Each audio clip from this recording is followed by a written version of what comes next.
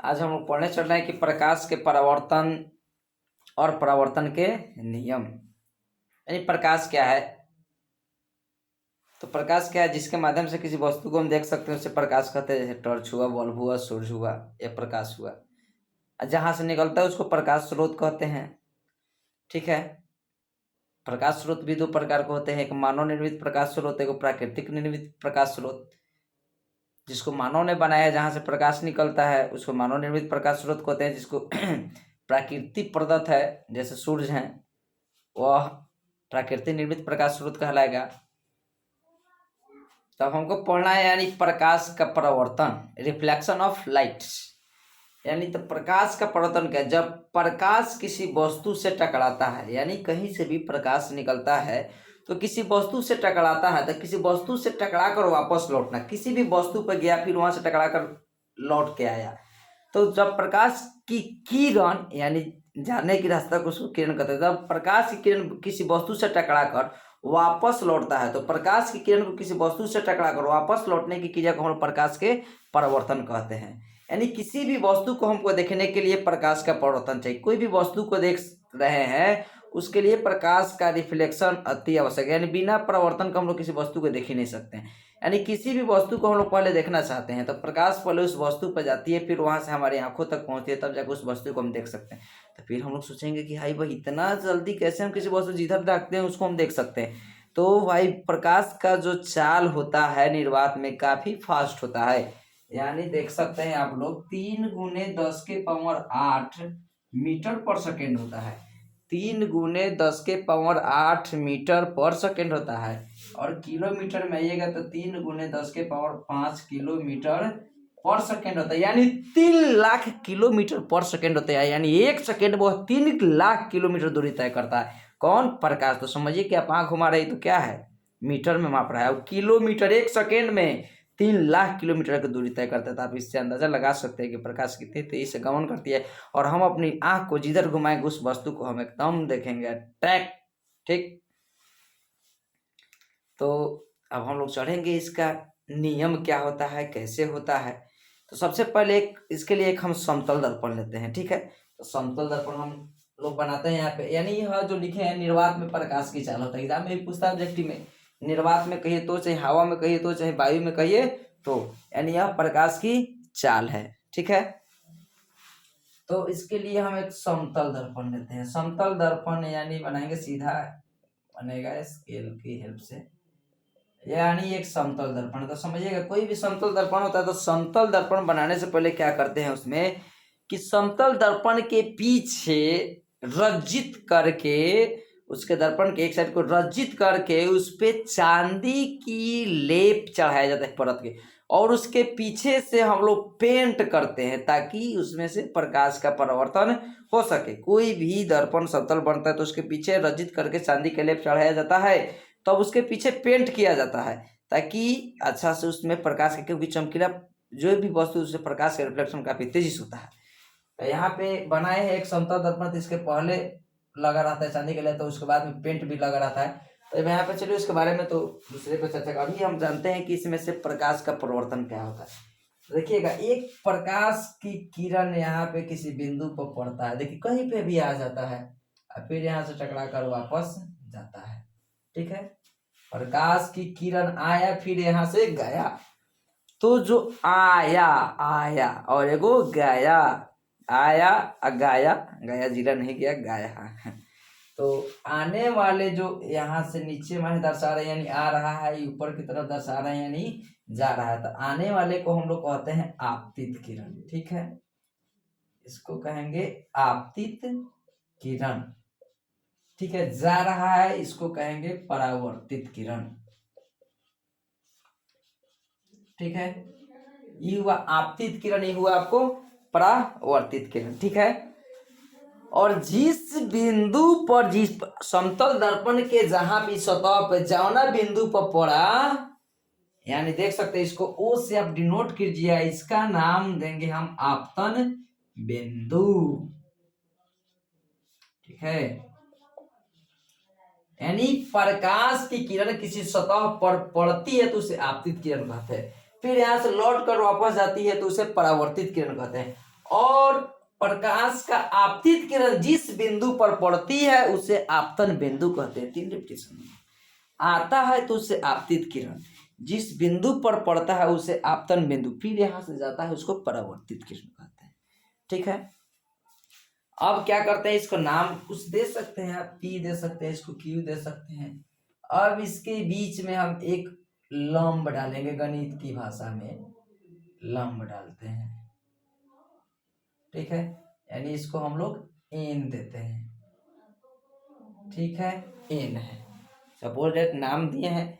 तो लंब आप जानते हैं, गणित के विद्यार्थी हैं तो आप समझ सकते हैं कि कहीं भी लंब डालता है तो इस लंब गणित की भाषा में कहते हैं, लेकिन यहाँ पे इसको अभिलंब बोलते हैं। तो लंब कहीं भी डालाता है तो वह 90 डिग्री का कोण बनाता है। कहीं भी लंब डालेगा तो वह कितने डिग्री का कोण बनाएगा, 90 डिग्री का। दिमाग में सेट कर लीजिए, कहीं भी लंब अभिलंब बनाएगा तो आपको वह 90 डिग्री का कोण बनाता है। यानी जहां पे लंबवत है वहां पे 90 डिग्री का कोण बनाएगा। ठीक है, अब यहां से आता है कि एक अब बनाएगा आपतित किरण, और सॉरी एक यहाँ पे आपतित किरण है, परावर्तित किरण है, और यहाँ पे एक अभिलंब है। इसका नाम दे देंगे बीच, क्योंकि अभिलंब आप जानते हैं कहीं भी अभिलंब पड़ता है तो बीचे वच करता है, और कहीं भी लंब पड़े तो 90 डिग्री का कोण बनाता है। तो फिक्स है, कहीं भी लंब डालिए, चाहे वह वृत्त हो, वृत्त की त्रिज्या पर आप लंब डालिए।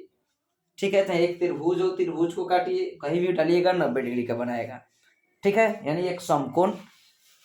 तो आपतित एक परावर्तन के नियम होते हैं, तो प्रकाश के परावर्तन के 2 नियम होते हैं। एक नियम यहाँ से हमारा निकल जाता है, कैसे होता है, प्रकाश के परावर्तन के 2 नियम होते हैं, हम लोग याद करते हैं। याद देखिएगा, आपतित किरण, परावर्तित किरण और आपतन बिंदु। देखिएगा, आपतित किरण आया, परावर्तित किरण गया, आया कौन, आप, कौन आया, आप, गया कौन, परा, आया कौन, आप, गया कौन, परा, परा गया, आप आया, आप से आपतित, परा से परावर्तित। यानी आपतित किरण और परावर्तित किरण तथा आपतन बिंदु पर डाला गया अभिलंब, डाला गया अभिलंब, आपतित किरण, परावर्तित किरण और आपतन बिंदु पर डाला गया अभिलंब, तीनों एक ही समतल में होते हैं। प्रकाश के परावर्तन के पहले का नियम इस फिगर से निकल गया। आपतित किरण, परावर्तित किरण और आपतन बिंदु पर डाला गया जो यह अभिलंब है, यहाँ पे आपतन बिंदु, इसी को हम एक ही समतल में होते हैं, या खींचा गया अभिलंब तीनों एक ही समतल। पहले का नियम, दूसरे का नियम बताते हैं कि आपतन कोण परावर्तन कोण के बराबर होता है, क्योंकि परावर्तन के नियम का डेफिनेशन होता है, प्रकाश की किरण किसी बिंदु पर चाहे किसी सतह पर पड़कर जिस नियम का पालन करते हुए उस सतह से परावर्तित होती है उसे परावर्तन के नियम कहते हैं। तो यानी जितना जैसे आएगा उसी तरह यह लौट के गया परावर्तन के नियम से। तो इसके बीचों बीच हम लंब डाल दिए तो जितना डिग्री का कोण बना रहा था आधा आधा में बढ़ जाता है।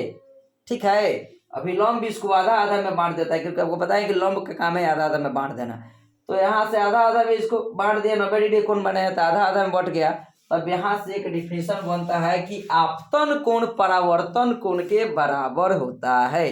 परावर्तन का 2 नियम हो गया, आपतित किरण, परावर्तित किरण तथा आपतन बिंदु पर डाला गया अभिलंब तीनों एक ही समतल में होता है, और आपतन कोण परावर्तन कोण के बराबर होता है। आपकी नजर ढूंढ रहा है कि इसमें भाई आपतन कोण कहाँ है, परावर्तन कोण क्या है, तो देखिएगा आपतन कोण कहाँ है। यह जो है आई लेते हैं आपतन कोण को, आर लेते हैं परावर्तन कोण को। ठीक है, तो देखिए आपतन कोण यह है और परावर्तन कोण यह है। आपतित किरण और अभिलंब के बीच के कोण को, आपतित किरण और अभिलंब के बीच के कोण को आपतन कोण कहते हैं। परावर्तित किरण और अभिलंब के बीच के कोण को, परावर्तित किरण अभिलंब के बीच को परावर्तन कोण कहते हैं। यानी आपतन कोण को आई से डिनोट कीजिए, परावर्तन कोण को